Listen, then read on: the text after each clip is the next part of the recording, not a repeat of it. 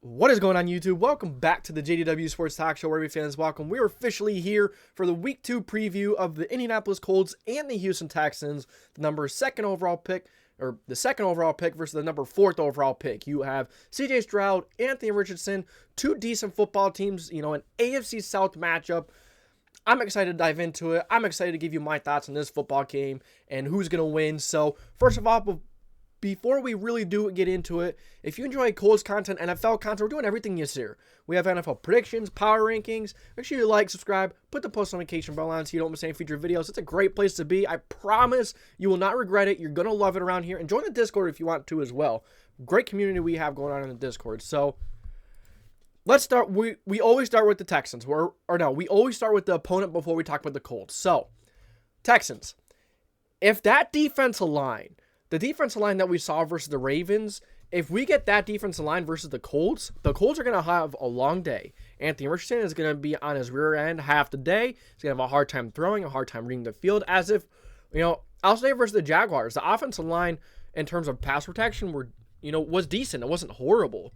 But I thought Anthony Richardson was holding onto the ball a lot. I thought he was holding onto the ball too long sometimes. Now, does it help that his receivers, other than Michael Pittman Jr., weren't getting open? Alec Pierce, we're hoping for a big second year from him. Had a bad preseason. He needed to have a good week 1. He barely showed up. He had one catch in garbage time.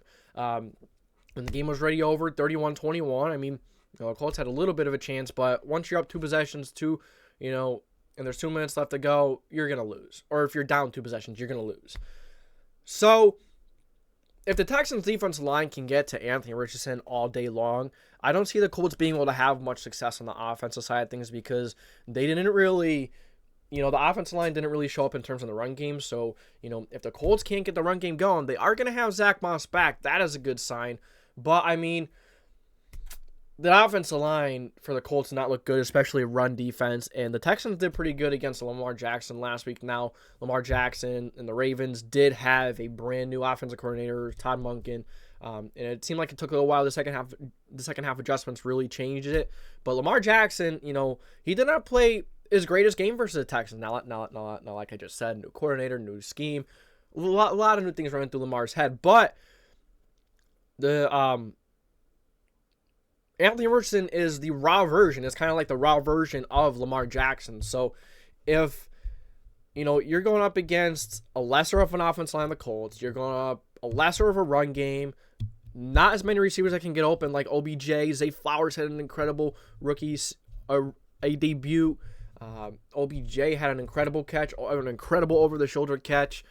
I'll even say I thought Rashad Bateman played an all right game. He didn't make many catches and make, that much of a difference, but he did make a few nice catches.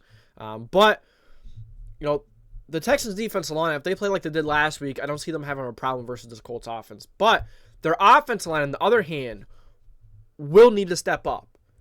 The Colts did pressure Trevor Lawrence at a pretty high rate last week. Kwity Paye, DeForest Buckner, Grover Stewart, Samson Ebukam, Deo Dangbo, all these guys were getting to the quarterback, or they were at least pressuring and making Trevor Lawrence feel pressured. And it seemed like Trevor Lawrence was a bit inconsistent in that game. He had a few plays here and there where, like, wow, incredible. But, there were a few plays here and there where it's like, what are you doing? And, there's one play where he threw it completely behind a receiver. It should have been an interception. But it wasn't. Julian Blackmon completely just dropped it, which, not good. You have to catch those. You get those opportunities. You have to catch those. But the Texans' offensive line will have to step up because CJ Stroud didn't have time to throw last week. And I'll be honest with you, I thought CJ Stroud was the best-looking rookie out there. Now, granted, the score was pretty bad, and it looked like the Texans got absolutely demolished, and they did. But I will say, for how under pressure CJ Stroud was, he was making some really nice throws under pressure, on the run, being accurate, and making a few big-time throws. And Nico Collins was one of the receivers that had a really nice day for the Texans. So, next up is the Colts were decent against the run versus Jacksonville. Now, they didn't run it a lot, but they did have the big run at the end that did put it away. The Colts kind of knew they were running it, so you got to kind of question the run defense a little bit. I'm sure it'll be fine, but the Texans do have a half-decent offensive line. They have a very young, talented running back in Dameon Pierce. If the Texans can get the run game going, that can help this Texans offensive line maybe alleviate that pressure a little bit because the defensive line, when the run game gets going, the defense line can't just tee back and they can't just go all willy-nilly on your quarterback. They have to kind of stay disciplined and, try and clog the rush lanes and just stay disciplined and not over-rush their lane. So I would say the Colts were decent against the run, but the Texans, I think, have a much better offensive line, and the Jaguars did lose Brendan Scherf, one of the best offensive linemen, so the Colts were getting some good pressure. So how will CJ Stroud do under pressure? Can CJ Stroud take advantage of the young secondary the Colts have? The Jaguars have some pretty good receivers. Calvin Ridley was very good week one, and I'm not sure why they didn't try to get to him more in the second half, but when they did, he made big time plays. Calvin Ridley is very good. I think he's a top 10 receiver. Before going on that stint, he's out the year, the gambling issue, came back, and he proved why he's still a very good receiver. I'm not willing to put him in the top 10 yet, just because there are a lot of very good receivers, and maybe not even top 15, but he could absolutely make his way back in there very quickly. Christian Kirk, he's a good deep threat. Evan Ingram, good tight end.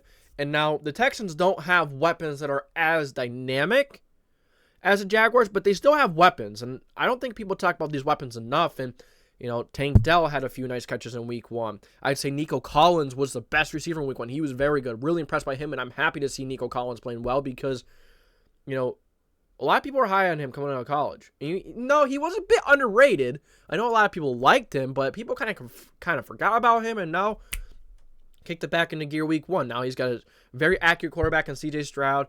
He's just getting open. He's healthy. The Colts are going to have to find a way to stop some of these guys that the Texans do have. They have Robert Woods. They have some really good receivers there. Maybe they don't have that one receiver that's going to wow you, but they do have receivers that can make play at any time during the game. Robert Woods can make a play at any time. Tank Dell can make a play at any time. And, of course, Nico Collins. It seemed like Nico Collins was the go-to on third downs, on important downs. So Nico Collins can have a really nice game versus the Colts once again. So will CJ Stroud be able to throw under pressure? How will this offensive line plays? And if the offensive line gives him time, I don't think CJ Stroud will have much of an issue getting it to receivers. But the problem is, I don't think the Texans' offensive line is going to do very well against this Colts front. The Colts front looked very good in week one. We'll see if the Colts can be consistent. Because in the defensive line, in terms of pass rush and just getting pressure on the quarterback, the Colts have been very inconsistent. They never had that pressure off the edge. They've had it in the middle with Buckner, Stewart, clogging up the middle, but on the edge, it's a totally different ball game when you have guys on the edge as well. And it seemed like Kwity Paye had a really nice week one game. It seemed like Samson Ebukam, these guys were just flying off the edge. And if they can do this week against the Texans, I think the Colts have a good shot at winning this football game. Now, it's going to be a tough game on both sides. It really is. And I think the Texans are a good football team. I think they're much better than people give them credit for. And I've seen a lot of people, Twitter predictions. You know how Twitter is, but I've seen a lot of people just saying that the Colts are going to not have much of a problem. But, that's mainly Colts fans. And, I love y'all, but the Texans are a damn good football team. Now it's time to talk about the Colts a little bit. So the offensive line will need to show up. As I was saying earlier, the Texans' defensive line was putting pressure on Lamar Jackson like there is no tomorrow. They were having no issues getting pressure on Lamar, and they made Lamar have a little bit of a rough day. I know Lamar was in a brand new system and new offensive coordinator, so things are a bit different. Some language, some timing of things, the way just the way the playbook works and operates is very different from one coordinator to another in Todd Monken, and we saw that explosive offense in the second half, but the offensive line will need to show up versus the Texans' defensive line. The Texans did pressure Lamar Jackson on over 40% of snaps. A little bit into perspective, when the offensive line starts allowing over 30%, that's when it gets pretty bad. Now, this is over 40. That's almost 50% of the snaps that Lamar Jackson was under center, and that Ravens' offensive line is no joke. They have some good playmakers they have some good players on the offensive line. Ronnie Stanley did go down, so that did help the Texans' defensive line for some of the game. But having Ronnie Stanley go down, and even with Ronnie Stanley out, the Ravens still have a decent offensive line. So from what we saw from this Colts offensive line last week, and Anthony Richardson holding on to the ball a little bit too long, it really worries me that the Colts offense is going to be very anemic. They're not going to be able to run the ball. And then Anthony Richardson is going to compile, bad plays into disasters by forcing some things. Now, he did very good last week. I was very impressed with him last week. but he seems like he's very good, and he's done a very good job at throwing routes and passes that are within 10 yards. Once they get beyond 10 yards, it seems he gets very inaccurate, and he needs to get that figured out because such a horizontal offense, it doesn't last long. Defense can just crowd the box, and the Texans were getting a lot of pressure with just their defense line alone. Jacob Martin, Greenard, Will Anderson, they have players on that defensive line. They have good players on that defensive line. So this Colts offensive line will need to step up, and one thing that's worrisome is Quentin Nelson and Braden Smith have been questionable throughout the week. They haven't played. They haven't practiced. And if both of those guys are out, I don't see the Colts winning this game. I'll be quite honest with you. I don't know if the Colts could win it with them in. But the Texans will be tough up front. And then on top of that, the receivers weren't able to get open consistently last week. Michael Pittman had that big-time screen. He caught that screen, took it for like 30-some yards. It was like 2nd and 20, 29 or something. It was a long, long second down. And threw a screen to Pittman. Pittman took it to the house for like a 30-some yard touchdown. But someone else is going to have to get open. And this Texans secondary is better than you'd think. But I don't know what I was going to say. I don't know what I was going to say. But the Houston Texans secondary is better than you'd think. But they do have, I think Jalen Petrie is questionable. They do have a few players in that secondary that's questionable. That could definitely be a hit. But it's not really going to matter if that defensive line is going to get pressure every single play on Anthony Richardson. And the receivers not being able to get open. And on top of that, Anthony Richardson just holding the ball too long. I'm worried about the Colts offensive line in this one. And one of the highest paid offensive lines in the league, and we cannot get it done. They cannot get it done. They have not been able to. And it's really ticking me off. How are you going to have one of the highest paid offensive lines and not be able to block at an average level? I think they did in pass pro last week, but they did not do very good in run blocking. Now, we didn't have, a running back in terms of them have, any running back have a hot hand. No running back played well. Evan Hull had one really nice run, and on that run, he got injured. And he's out, and he's going to miss some time. Deion Jackson fumbled twice, dropped a wide open pass. Deion Jackson, I don't want to see him back out there. We're probably going to see him this week, though. Although we're getting Zach Moss, we won't see him as much. We might see a lot more Jake Funk and Zach Moss, which I would much rather see. But if the offensive line can't make any room, can't open up any holes for them to run, then, what's the point? Are they really going to be able to do anything? Is it really going to make a difference? So, the Texans, like I said, the Texans played well against Lamar Jackson. And Lamar Jackson is just a more refined, 100 times better version of I wouldn't say 100 times. I'm going to say, a much better version of Anthony Richardson at the moment because Lamar's refined. We know what he is now. We know Lamar is a big-time playmaker, but Anthony Richardson, we still don't know. We still don't know him from a consistency standpoint. He's still developing. Very limited experience. He still has a long way to go. And now the Texans are going from playing one of the most electric quarterbacks in the National Football League in terms of passing and running the football to playing Anthony Richardson, who is electric, who can be electric running and passing, but definitely not as refined, and he doesn't have the experience Lamar Jackson has. So, but the Texans may not have as much tape on this offense as, it's still early in the year. Defenses are still getting in shape. But, it was a pretty good outing versus Lamar in week 1. If they were able to do that against Lamar, then I don't know. I'm scared for Anthony Richardson. NAR has less weapons, less efficient run game, less efficient offensive line. But Shane Steichen better be able to call a good game. He better be able to call a strong game. Now, I think he should absolutely take his field goals when he gets a chance. Like early on in the game last week, I get it, go for it on 4th and short. You're underdogging game, and you have to steal some possessions. You have to steal some first downs. But I think it was early on in the game. You got the interception, and I get it. On the interception, you want to score a touchdown. But 3 points is better than none. And the interior, and you tried, I think they sneaked it, and they didn't get it, or they ran it. Either one, they didn't get it. I thought Shane Steichen was a little too aggressive. Although I like him being aggressive, I thought he was a little too aggressive at times. That he should have taken his 3 a couple times. But we'll see what they got in week 2. But for the injuries, the injuries are pretty bad. So, look, on the Colts side of things, they have 4 players, but those 4 players are all really impact players. Zach Moss, full participant all week. He's good to go. He's going to play. Quentin Nelson did not practice Wednesday and Thursday. We'll see if he practices today. That's gonna, if he's not going to practice, he probably won't play. He might not. I think he'll still be listed as questionable, actually, but it's unlikely he plays if he didn't practice all week. And if we don't have Quentin Nelson, oh, it's going to be bad. I don't even want to keep on thinking about it.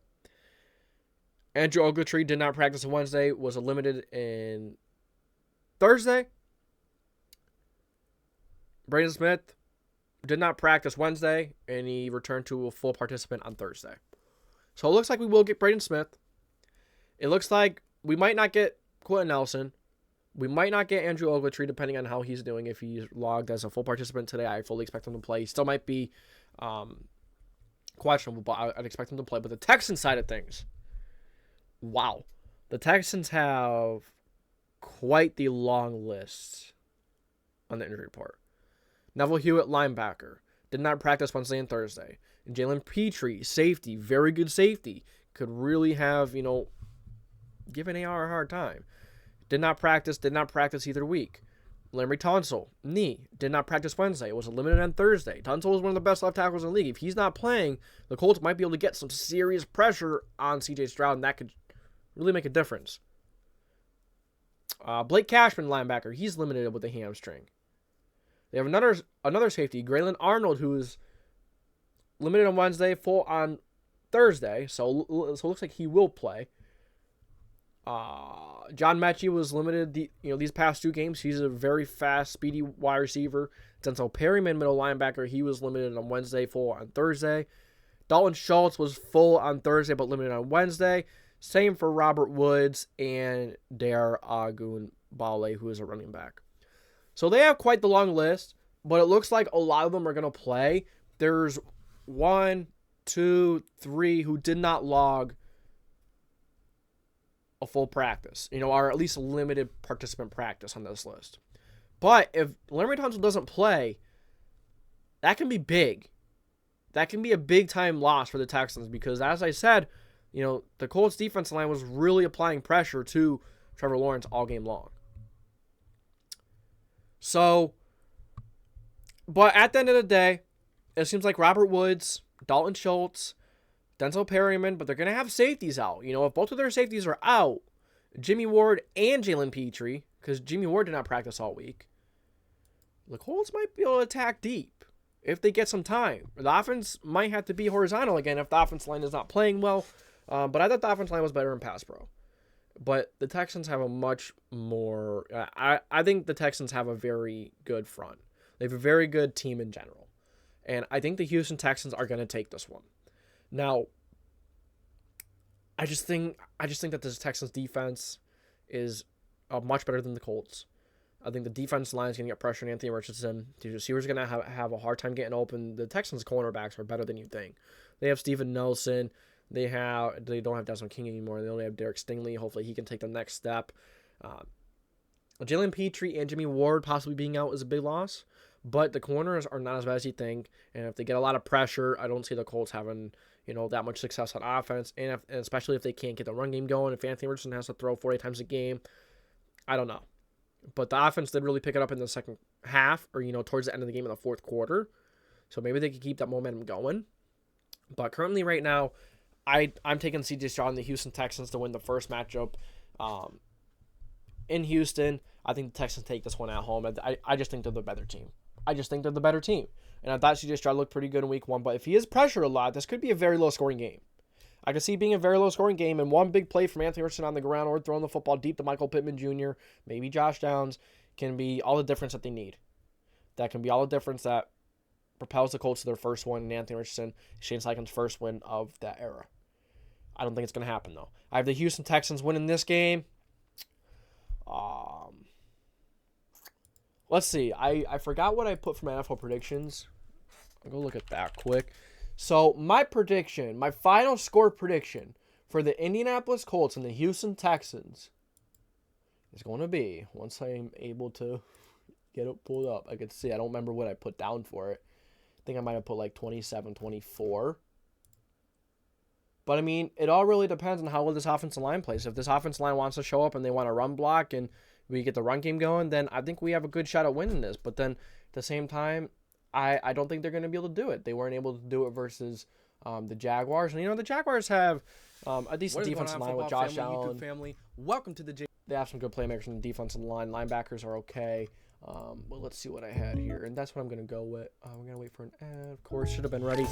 But I'm just going to get my final score prediction. Screw it. I'm going to say that the Houston Texans take this win 24-21. So that's my score prediction. That is my final prediction for this weekend's game for the Houston Texans and the Indianapolis Colts. I have CJ Stroud defeating Anthony Richardson in the first game of these two. The first game of two matchups for this division rivalry game. So, Houston Texans on top. And that's all I got for you guys today. Thank you for tuning into the JDW Sports Talk Show, where every fan is welcome. If you enjoy this video, make sure to like, subscribe, put the post notification bell on so you don't miss any future videos. This is the JDW Sports Talk Show. Signing off.